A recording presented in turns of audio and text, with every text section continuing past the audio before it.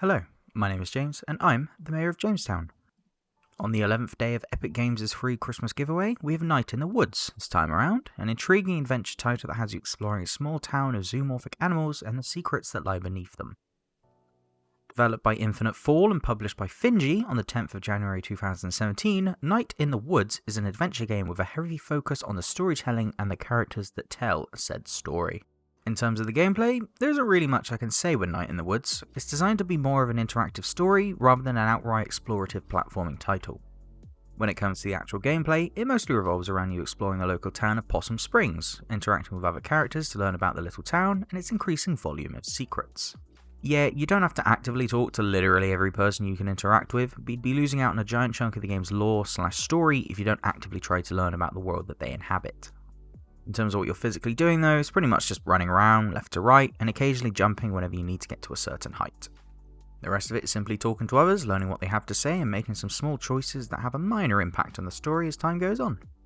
As we start to talk about the visuals, Night in the Woods really knocks it out of the park with its aesthetics, and that's all down to the animation and art by Scott Benson, the game's lead artist. Somehow every character has a unique look to them, an interesting personality, and their animations when they're moving is so incredibly smooth, it's hard not to appreciate all the work that was put into the game's visuals. The game really is bright and vibrant with its colours and truly demonstrates just how damn well an indie studio can perform when they have passion behind their product. From the very start of the game, I was immediately impressed with the fluidity of the main character's animations, and at no point does it let up, easily one of the highlights of the game by far.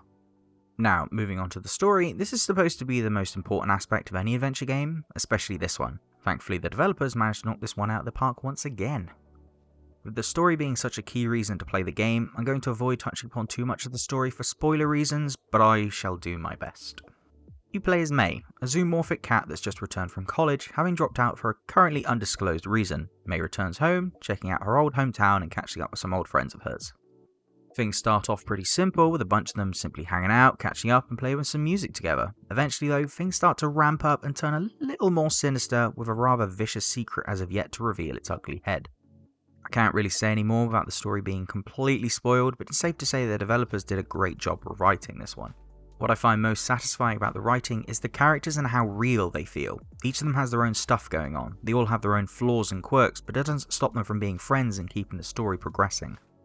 Easily the number one reason to play the game is definitely the story. If you're looking for something action-packed, you won't find it here however.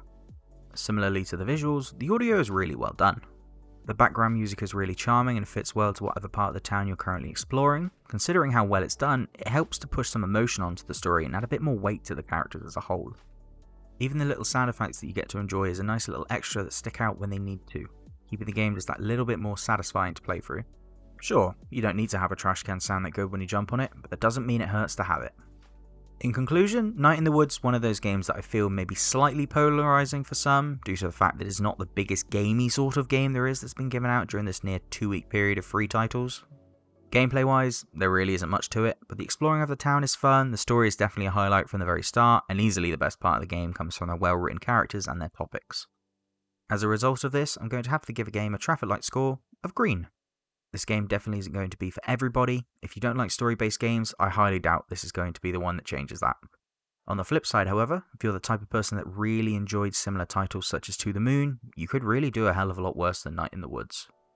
Thanks to those of you that stuck around this long, be sure to like, comment, subscribe and all that goodness. By the looks of things, that leak list still remains to be true, which means tomorrow we should be getting Stranded Deep for free, so be sure to keep an eye out for that game and my review tomorrow. I've been James, the Mayor of JamessTown, and I'm off. Goodbye.